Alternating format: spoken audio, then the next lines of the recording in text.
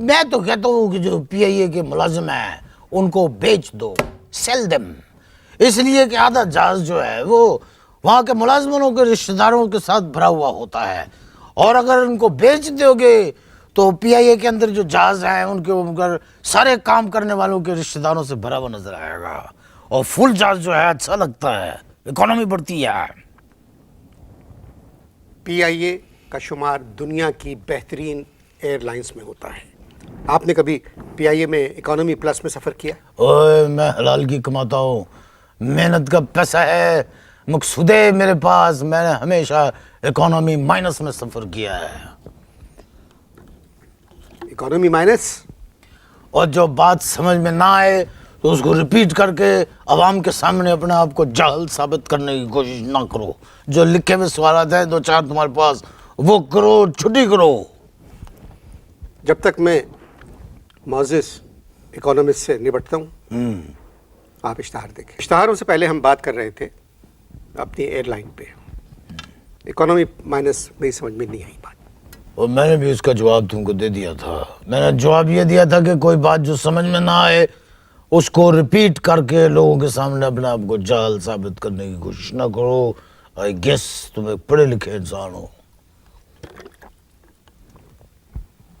एक 70 साल का आदमी गुड़ गुड़ करके पानी पी रहा है, अच्छा नहीं लग रहा है। असल में घर में हमको हुक्का पीने की आदत है। आप अपनी गल करो, छोटी मोटी चीजों से अपनी जालत को दबाने की कोशिश ना करो, पब्लिक को इधर उधर ना टलाओ। इकोनॉमी में बात करो, इकोनॉमी पे। सारी दुनिया ये प्रोग्राम देख रही है। देखने दो, उसका ताल्लुक वो निकालेंगे, मतलब मेरी गुफ्तगू से, मेरे जवाबात से वो जो है नतीजा खस करेंगे। ये गुड़ करने से कोई नतीजा खस नहीं होगा। गल करो, स्टिक टू योर स्क्रिप्ट। जो सवाल लिख के लाओ वही करो। आप नॉर्मल बात क्यों नहीं करते? और पाकिस्तान की इकोनॉमी जब अब नॉर्मल है तो नॉर्मल बात मैं क्या करूं? और मैं तो गिरी रे कोई संभालो। मैं नहीं गिरी यार, मैं गाना गा रहा था। मैं तो गिरी रे कोई संभालो। ये गाना तो लता मंगेशकर ने 35 साल पहले गाया था। पता लग गया ना कि तुझे म्यूजिक से दिलचस्पी है। बिल्कुल ठीक है, 35 साल पहले लता मंगेशकर ने हमारे स्टॉक एक्सचेंज को देख के ये गाना गाया था। मैं तो गिरी रे कोई संभालो। पाकिस्तान के स्टॉक एक्सचेंज को देख के लता जी ने ये गाना गाया था, मैं तो गिरी रे कोई संभालो। हाँ जी, गलत बात कर रहे हैं। तुम गलत सोच रहे हो। आप गलत बात कर रहे हैं। मैं बिल्कुल सही ट्रैक के ऊपर सही गल कर रहे हैं। जब अपनी गलती हो तो सामने वाले को कसूरवार न ठहराया करो। हमारी स्टॉक मार्केट, मैं तो गिरी रे कोई संभालो। अंडर करंट मैंने क्या कहा है, मर के भी पैदा होगे तो तुम इसका नतीजा नहीं अखज़ कर सकते मकसूदे। हमारी स्टॉक मार्केट बहुत ऊपर जा रही है। और जो चीज ऊपर जाती है ना फिर वो वापस नहीं आती है, फिर उसके कुल पड़े जाते हैं। और पाकिस्तान की इकोनॉमी का स्टॉक एक्सचेंज से कोई तल्लक नहीं है। ये सब झूठ पे मबनी है, झूठ पे। आप अच्छी बात क्यों नहीं करते? मैं देखो, मैं क्योंकि जब बात तुमने की है कि कोई अच्छी बात क्यों नहीं करते, अब इसमें मैं एक शेर में जवाब देता हूं।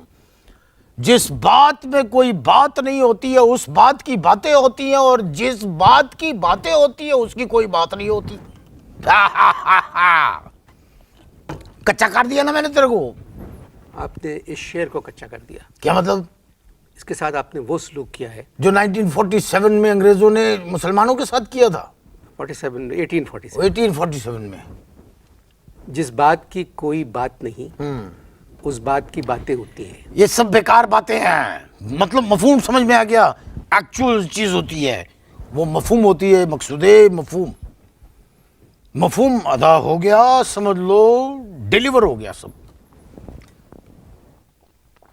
एक बात, जल्दी करो, पानी खत्म हो रहा है मेरा। एक बात आपको मानना पड़ेगी। क्या? कि पिछले 3 वर्षों में हमारी इकोनॉमी में बहुत फर्क पड़ा है। तौबा करो, तौबा, इस्तग़फ़ार करो। जहल लग गया है मुझे। हमारी इकोनॉमी में पिछले 3 साल में फर्क पड़ा है। तौबा करो, क़यामत की निशानी है।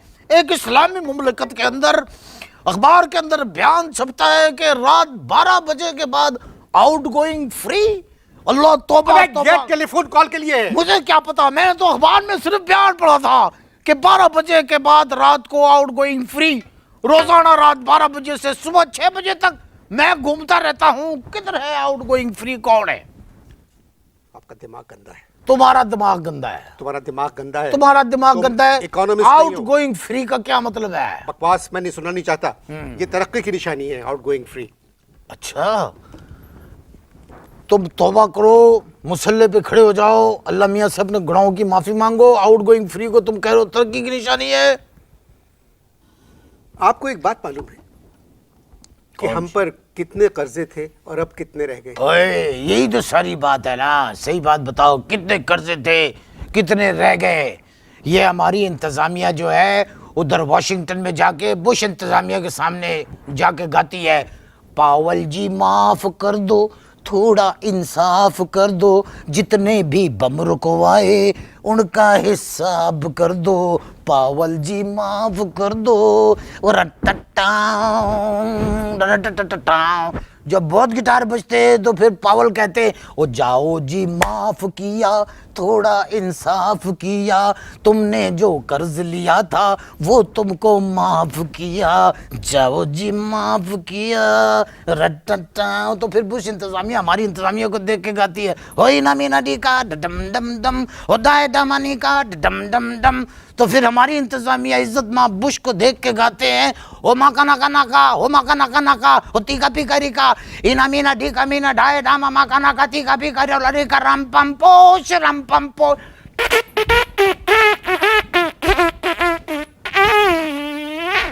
ये कौन करता है? ये हमारे सफीर करते हैं। मैं तुझको एक पढ़ा लिखा आदमी समझकर यहाँ बुलाया। और देख, मैं तुझे एक जाहिल आदमी समझ के इधर आया था। आप सिर्फ बात करेंगे हमारी इकोनॉमी पर। हमारी इकोनॉमी कैसी है, कैसी होगी? ओए रहने दे, 57 साल का जो टाइगर है ना, वो बैठ के गोश्त भी नहीं चबा सकता, इसलिए कि उसके दांत ही नहीं होते। दूध में डबल रोटी मिला के खिलाओगे तब वो खाएगा। ऐसे ही रहने दो यार।